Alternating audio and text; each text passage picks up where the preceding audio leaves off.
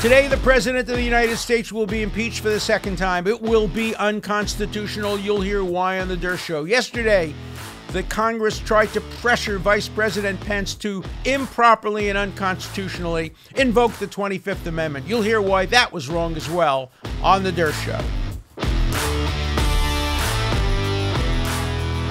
Today will be a historic day in American constitutional law. Our Constitution has survived and endured for more than 200 years, longer than any constitution in the history of humankind. And yet today, in an effort to end the presidency of Donald Trump, a few days before the Constitution ends his presidency on January 20th, the House of Representatives will undercut the Constitution, will compromise the First Amendment, will distort the criteria for impeachment, and will do grave future damage to provisions of our Constitution that not only protect sitting presidents, but all Americans who engage in the freedom of speech, which is the lodestone of our democracy. We will see a president of the United States impeached today by an overwhelming vote, including probably every Democrat, maybe one or two exceptions, and several Republicans, all of whom are thinking short term about partisan political advantage they can reap from this ill-conceived vote without thinking through the implications, not only for future presidents, but for the great and important freedom of speech in the United States. The idea of impeaching a president for a speech that is well within the protection of our Constitution, that is well within the principles of Brandenburg versus Ohio, which is the leading case unanimously decided by a relatively moderate Supreme Court, will so undercut values that I have fought for more than 60 years, that so many other Americans have fought for, both in the courts and on our battlefields, that it's a very sad and depressing day. And we will be speaking more about this, obviously, on the Dershow as the impeachment moves forward. By the end of today, the president will be impeached for the second time. And the question, which we don't know the answer to, is whether the leadership of the House will then forward the articles of impeachment to the Senate, and if so, how the Senate will proceed, whether it will increase the attack on the Constitution by not having a trial or postponing the trial until after the president leaves office for political considerations, remains to be seen, and we will follow this very carefully. These are really important days. Our children and grandchildren will be studying these days in their history books, and one hopes that history will present these events more objectively and with the benefit of distance than much of the media has covered these events. The media covers it as one-sided or the other-sided. There's almost no opportunity for nuance, for calibration. I think the same is true by many universities and law schools and faculties, students, 5,000 students and professors petitioning the bar associations to disbar senators for making speeches they disagreed with. The First Amendment is in grave, grave danger. I have fought all my life to protect the First Amendment. I started when I was a college student, president of the student government at Brooklyn College, fighting against McCarthyism at great risk to my own future. I couldn't get the president of Brooklyn College, the academic president, to write me a recommendation, even though I was the top student at Brooklyn College, because he thought I was a fellow traveler or a communist, hated communism, because I defended the right of communists to teach and speak. I defended the right of the Chicago Seven, even though I thoroughly disapproved of what they did. I defended Bruce Franklin, a horrible, horrible professor at Stanford, a virulent anti-Israel fanatic, a Stalinist. when he urged taking over the computation center to stop the war effort. I participated as a consultant in the trial of Dr. Spock, where Jamie Raskin's, who's now the congressman who's drafted these resolutions, father was being prosecuted for controversial speech and writings that he had done against the Vietnam War. I've defended pornographers, stars in pornographic films like Harry Reams.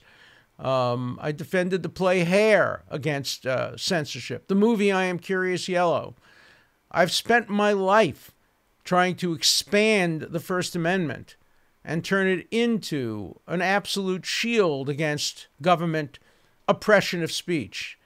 And now it's all come crumbling down as the result of liberals and conservatives alike, but mostly pushed by people of the left and Democrats who are prepared to trash the First Amendment in the interests of gaining a few days. Now, they're scared. I understand it. So were the people who promoted McCarthyism. They were scared. The Red Scare was real to them. They really thought that communists were going to take over this country, and so they were prepared to trash the Constitution. Franklin Delano Roosevelt was really scared of Japanese Americans who were citizens of the United States who lived on the West Coast, that they would engage in sabotage and espionage. He was scared, and so were the American people, and so was the American military. And so they confined 110,000 Americans in detention centers. In the 1920s, people in the United States were scared of the mentally retarded, and so the Supreme Court, in an 8-1 decision, upheld sterilization of the mentally unfit. We've seen so many efforts to compromise our Constitution, but civil libertarians like me have always fought back. Usually, I've been in alliance with the American Civil Liberties Union, but they have fallen asleep at the wheel. I have not heard a word from them about the current efforts to use a constitutionally protected speech to impeach a president. And so we'll be talking about that in the days to come on the Dershow. But today I want to speak a little bit more about the 25th Amendment, because last night Congress did something equally disastrous to the Constitution. The 25th Amendment is clear. It clearly applies and was intended to apply to presidents who are incapable of performing their job because they have had a stroke or Alzheimer's, or because they've been shot like Ronald Reagan, or temporarily had to go under anesthesia like President Bush. It was never intended as a substitute for impeachment. And yet, yesterday, Congress voted overwhelmingly. What they did is they basically laid out the articles of impeachment in the resolution. And then the last paragraph reads as follows: Resolved that the House of Representatives calls upon the Vice President, Michael Pence, to immediately use his powers under Section 4 of the 25th Amendment to convene and mobilize the principal officers of the executive departments, that means the cabinet members, to declare what is obvious to a horrified nation. These are the words of the congressional resolution. And then I continue, quote, that the president is unable to successfully discharge the duties and powers of his office, and that immediately the Vice President of the United States should assume the powers and duties as office of acting president. There are many, many, many, many things wrong with that. First of all, nowhere in the Constitution does it use the word successfully perform the duties of the United States. It says that it comes into operation when the president is unable to discharge the powers and duties. The president's able to do it. He's working every day. He's working on pardons. He's working on the peace process in the Middle East. There's nobody who can seriously say the president is unable or incapable from performing his duties. They just don't like what he's done, and that's clear in the rest of the resolution. But for Congress, which does not have a proper role in pushing the vice president's supposed to make this decision. He is the one who's empowered to decide. He's the one who meets with the president every day. These members of Congress who voted for it, some of them have never met the president. They've certainly not engaged with him. They've certainly not diagnosed him. They're judging him based on the media or public perceptions. And for Congress to try to put pressure on the Vice President of the United States to abuse his power and declare the president unable to continue is an abuse of power by Congress. You know, Congress always tells us the president's not above the law, but Congress is not above the law. And when Congress goes beyond the powers of the 25th Amendment or impeachment, they go above the law, and they should not be allowed to do that. Kudos to Vice President Pence. He issued a very interesting statement. He said, look, twice I've been pressured. Once by Congress. Congress tries to pressure me to do the wrong thing, namely to declare the president unable to perform his duty. The president's not unable, so Congress, don't pressure me to do it. I'm not going to be pressured into violating the Constitution. And then he said he was pressured by the president to go beyond his role as president of the Senate, and he didn't submit to that pressure. So I do think that Vice President Pence deserves credit. He's probably hated now by both sides. He's hated by the White House, or at least some people in the White House, for not submitting to the president's pressure to go beyond his role as president of the Senate, which is basically to cast the deciding vote in case of a tie or to preside in a technical way. So he's probably not much supported by the White House, and now he's hated by the Democratic members of Congress because he won't submit to their improper and unlawful pressures. The 25th Amendment is simply not applicable, and distorting and twisting the 25th Amendment beyond what it was intended to achieve would do violence to the Constitution. Now, Jamie Raskin, Congressman Raskin, my former student, who, as I said, when he was a student, I admired him. As I told you before, I consulted on a case involving his father and wrote an article about the Dr. Spock case in which his father was protected by the First Amendment. Jamie Raskin, in addition to doing wrong by drafting the articles of impeachment and by pressuring the vice president to improperly invoke the 25th Amendment, did something right yesterday. He actually introduced another resolution. Here, I'll read you the headline. Raskin introduces bill to establish independent commission on presidential capacity. That's a good thing.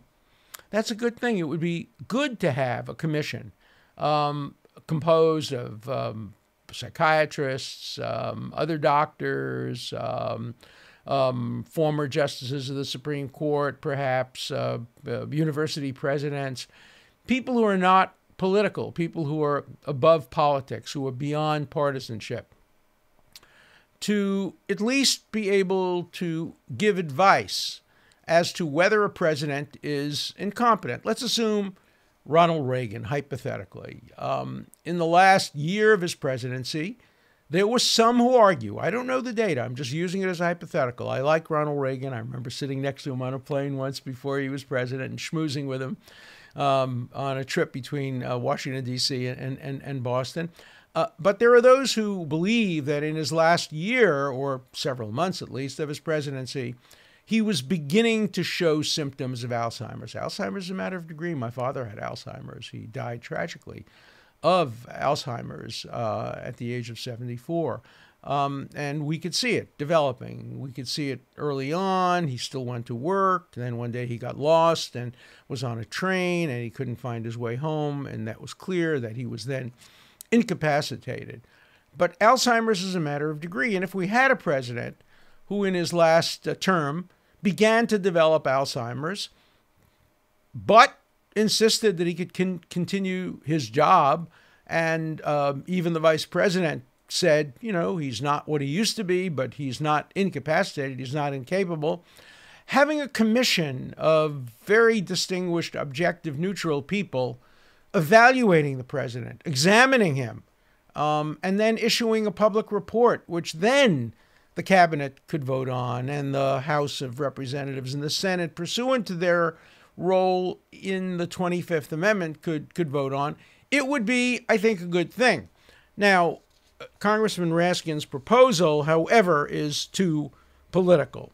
He proposes 10 members of the commission to be selected by congressional leadership, the Speaker of the House, House Minority Leader, Senate Majority Leader, and Senate Minority Leader. Each select one physician and one psychiatrist to serve on the commission. Additionally, each party selects a retired statesperson, former president, vice president, attorney, surgeon general, secretaries of state and treasury to serve. The 10 appointed members then select an 11th member who acts as chair of the commission. Not bad, not bad. Better than what we have now. I'd prefer if the decisions weren't made by partisan members of Congress who to select, but at least they're selecting people who would seem objective and neutral. So, count me in. Congressman Raskin, I'm on your side when it comes to appointing this commission, but I am not on your side when it comes to urging the Vice President of the United States to violate his duties under the 25th Amendment. And I'm certainly not on your side in the articles of impeachment, which would, for the first time in American history, impeach a president or anybody for exercising First Amendment rights. That's too much of an attack on our Constitution. So stay tuned. We live in interesting times, and the next days will be very interesting. The president will be impeached for the second time. He will be the first president in history to be impeached for a second time. He will not be the last president impeached. Impeachment has now become a routine political weapon that will be used whenever an unpopular and controversial president has a House and a Senate of the opposing party. It will become normalized.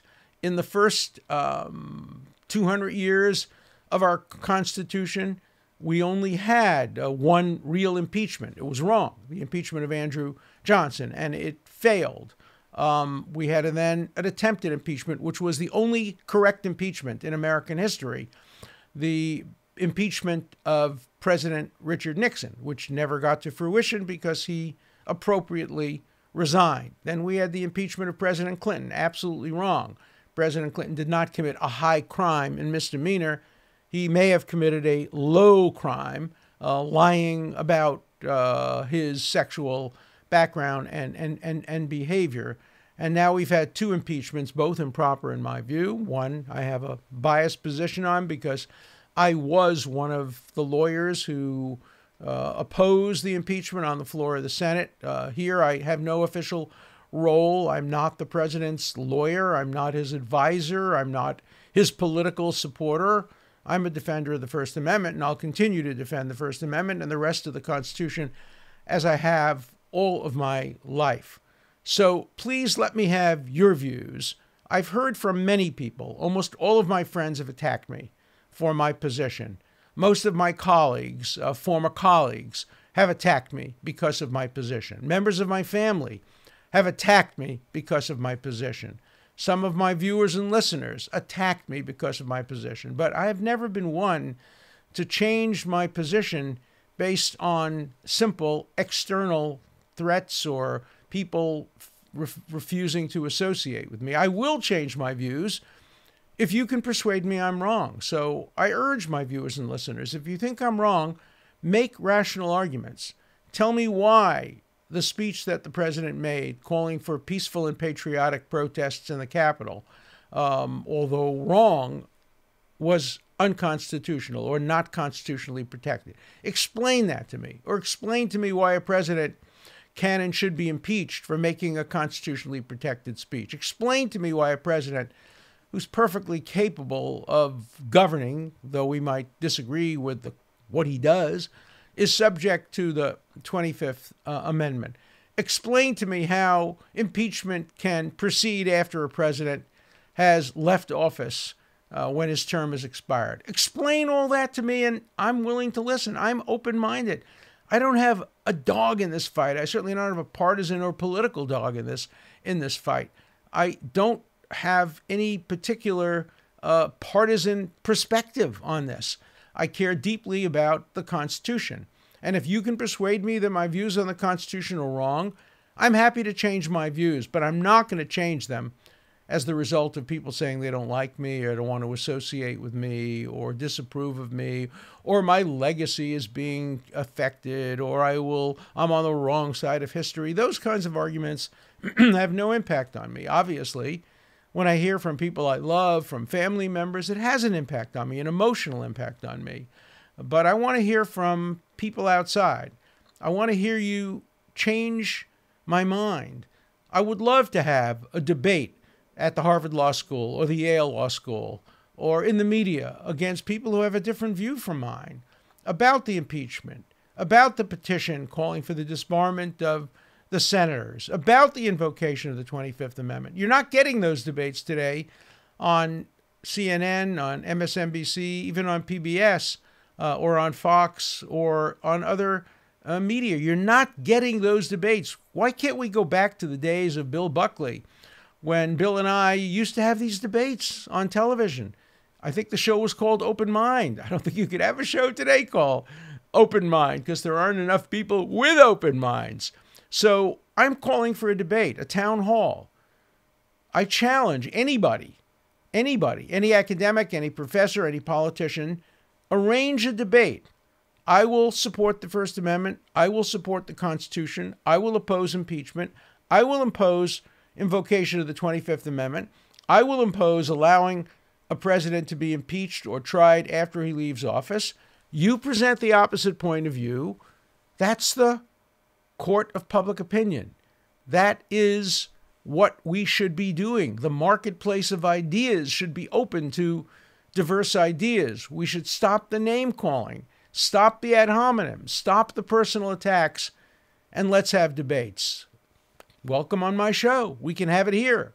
We can have it anywhere. So please, if anybody is prepared to convene such a debate, let me know, and I'm ready. We can do it by Zoom. We can do it from my home studio. We can do it in any context. And please, let's continue this debate, because this is one of the most important moments in modern American constitutional history.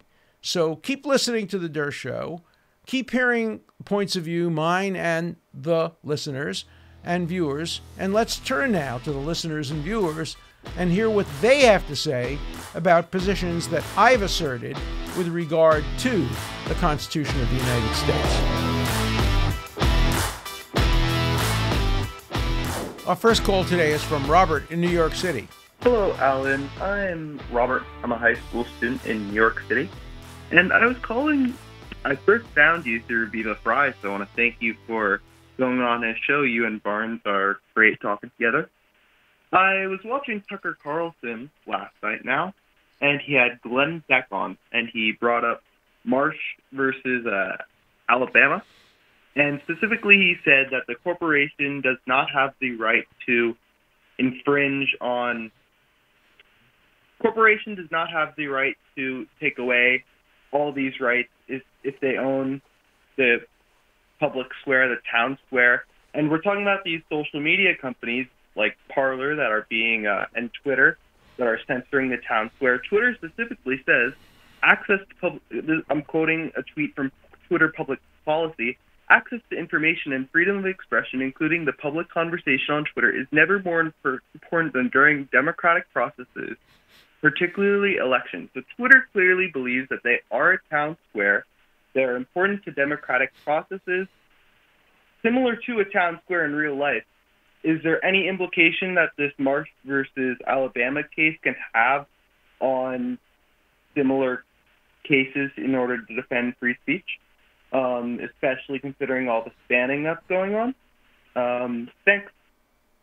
It's a great question, and it's a very clever argument. Of course, I'm familiar with Marsh versus Alabama. I've read it. I've taught it. I've used it in making arguments in favor of the First Amendment, but it's a very limited case. In that case, there was a company town. People lived in a town owned by the company. I actually once lived in such a town. I was a visitor at Stanford University, and I lived on the Stanford campus, and the Stanford campus was owned by Stanford University. So it was essentially a university, a town. And what the Supreme Court held in that case is that when it's a town, a real town, and it's owned by a corporation, then it takes on the characteristics of a public city. And there are limits on what a corporation can do to restrict freedom of speech. I think to apply it to a town hall of the kind that social media have today is a metaphor. We have alternatives. We can go to different media. We don't live in that square.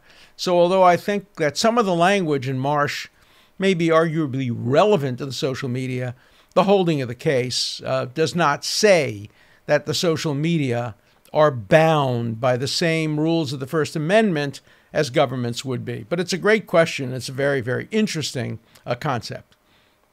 Our next caller is Mike. Professor Dershowitz, this is Mike from the San Francisco Bay Area. I have a couple of questions on the ability of shareholders to sue the big tech companies. First, can shareholders sue the big tech companies for not pursuing profitable business ventures, such as Google recently not pursuing a huge Pentagon contract worth billions of dollars because its employees ostensibly disapprove of Google working on such a project? And the second question is, can shareholders sue corporate leaders because the leaders are using the corporations to further their own political agendas, such as the heads of Twitter and Facebook wanting to stop pro-Trump supporters from being on their platforms? What a great question. I'll tell you one thing that really is good about what's happening in the world today. People are really being forced to make creative arguments. This is a very creative argument, a shareholder derivative suit against the board or against the CEOs of companies that are supposed to maximize the profits of shareholders. And when they use their politics to serve their own interests, it could be an issue. I actually once threatened to sue Staples. It was an interesting case. Staples used to advertise in the Boston Globe. And when the Boston Globe fired a controversial columnist, the head of Staples said that he was going to stop advertising in the Globe. So I went out and I bought one share of Staples stock and threatened to sue Staples, saying that Staples should not be using politics and it shouldn't be, if in fact advertising in the Globe was profitable, and it had been profitable, the fact that the CEO of Staples didn't agree with the Globe's decision to fire shouldn't take away the profit of shareholders like me, my one share. In the end, they backed down. Staples backed down. We won. They continued to advertise in the Globe, and I don't take credit for it, but I may have had some impact on that. Shareholder suits can be very powerful weapons. Generally, the courts give tremendous deference to shareholders. For example, if employees don't want something, that could also affect business. And so shareholder suits are a weapon, and I suspect we're going to see more of them. For example, when Hachette Books, I think it was Hachette, refused to publish the memoir of Woody Allen. Woody Allen's memoir might have been very profitable to be published. In fact, my publisher then ultimately published it, and I think it was profitable. But I can imagine a shareholder suit saying, wait a minute, just because the employees didn't like Woody Allen doesn't mean you should stop publishing his books. You're going to make money doing it. On the other hand, the court might say you don't want an employee upheaval. So it's an interesting concept, but it will be hard to actually implement in practice. But I suspect it's going to happen. Our next call is from Karen. How can we expect our elected leaders to lead if they don't honor and respect the Constitution? And pressuring the Vice President to invoke the 25th Amendment, which you discussed on another podcast, and going for impeachment when there is no discussion to be had or even anyone, the accused, entitled to representation. I understand that this is just about really not having him run again, but it seems that we are being manipulated as the public. And what consequences does the Speaker hold, and how does the public hold her accountable and Chuck Schumer for their representation and going after the president like this. We are living in chaos, and it's more stressful than any of us could have ever imagined. So I hope to get your insights on this. Thank you. Look, I agree. I agree with you. I think that Congress, I think that Pelosi and Schumer and others believe that Congress is above the law. Jamie Raskin, I think he believes Congress is above the law, that it's okay for Congress to violate the Constitution as long as the ends justify the means. I'm a strong opponent to that, and I think they ought to be held accountable. I contributed to Jamie Raskin's campaign when he first ran for two reasons. One, I like Jamie Raskin, and two, I generally contribute when former students run for high office. I remember contributing to Ted Cruz's campaign, even though I'm a liberal Democrat and he's a conservative Republican.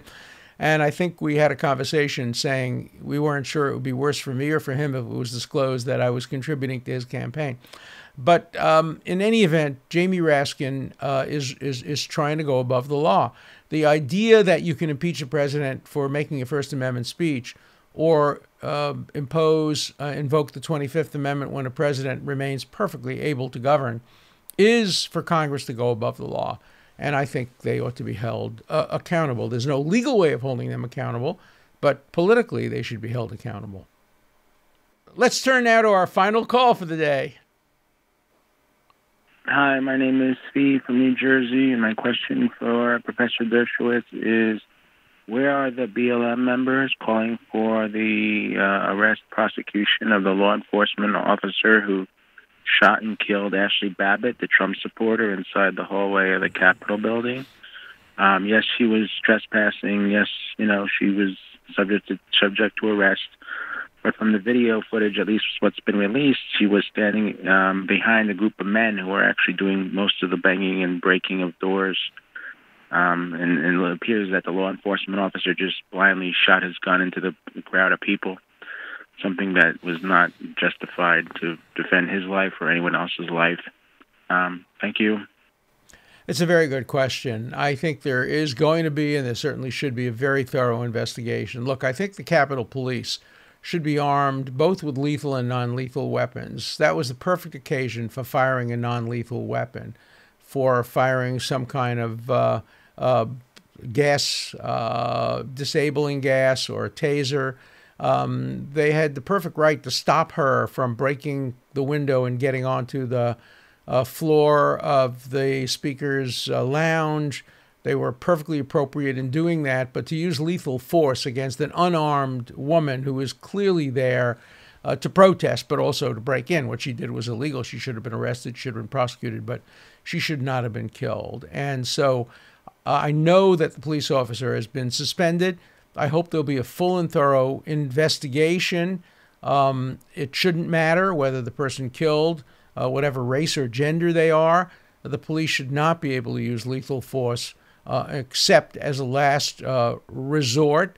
And there is a Supreme Court decision on that, which talks about the Fourth Amendment and does limit the use of lethal force by police, at least in certain contexts. So I hope there'll be a full and thorough investigation. Look, what happened in the Capitol was beyond condemnable. It was just a terrible, terrible day. But it was a day. It was one day. And in the end, the riot and the violence was suppressed. And the Senate and the House went on with their work. And they voted against the rioters. The Constitution prevailed, but at too high a cost. The death of the policeman being hit over the head, at least according to the videos, quite deliberately and willfully by somebody with a fire extinguisher. A woman being trampled, others who died. Too much life was taken.